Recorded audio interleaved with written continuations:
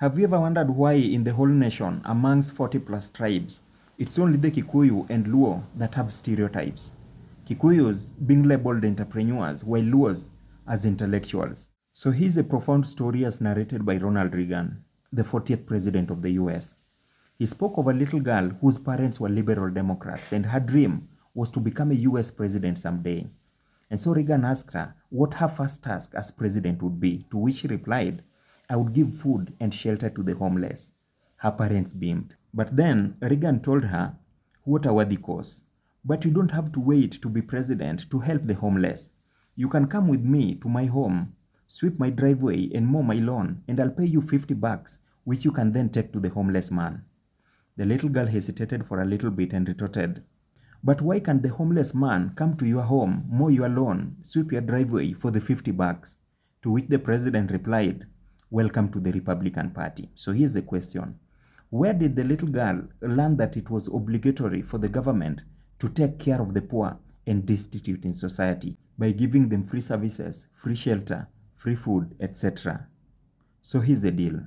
The Kenyan media propped up some factions of the population as self-aware, time-conscious, business-oriented entrepreneurs, while other towns stereotypes as politically volatile, thus economically unattractive to investors. See, that town and its residents will perpetually be on the economic back foot, yet here's what's worrisome.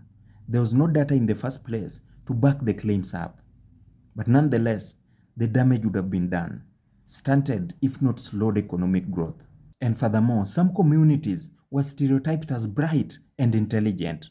But that was the bait and they took it wholesome. See, the intellectual will work for the entrepreneur.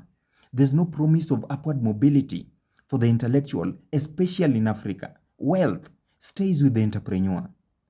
But here's the question though. If a poor man were to steal $1 billion, wouldn't he then be a billionaire?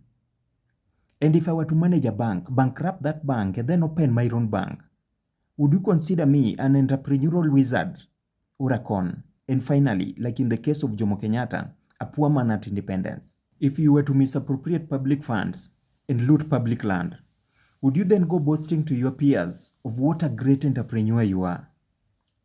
So here's my point.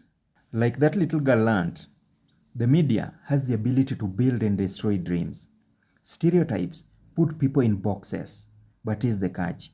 You can never box an entrepreneur. He's a visionary, he's a dreamer.